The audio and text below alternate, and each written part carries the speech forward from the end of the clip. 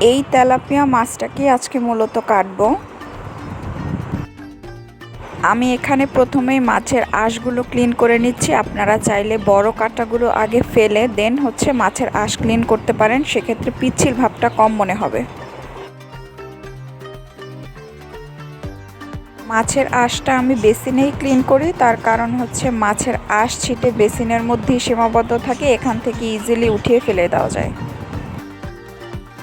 Viewers, দেখতেই পাচ্ছেন আমি এক্ষেত্রে মাছের বড় কাঁটাগুলো কেটে ফেলে দিয়েছি। মাছের কানসাটা আমি খাই না, এই কারণে কানসাটাও ফেলে দিয়েছি। আপনারা যারা খান তারা রেখে দিতে পারেন।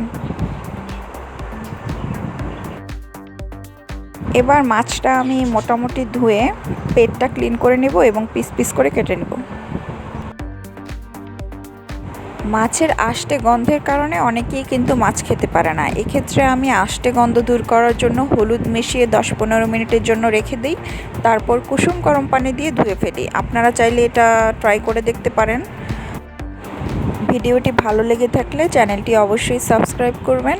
আর আজকে এখানেই বিদায় নিচ্ছি। সবাই ভালো থাকবেন, সুস্থ থাকবেন। আল্লাহ হাফেজ।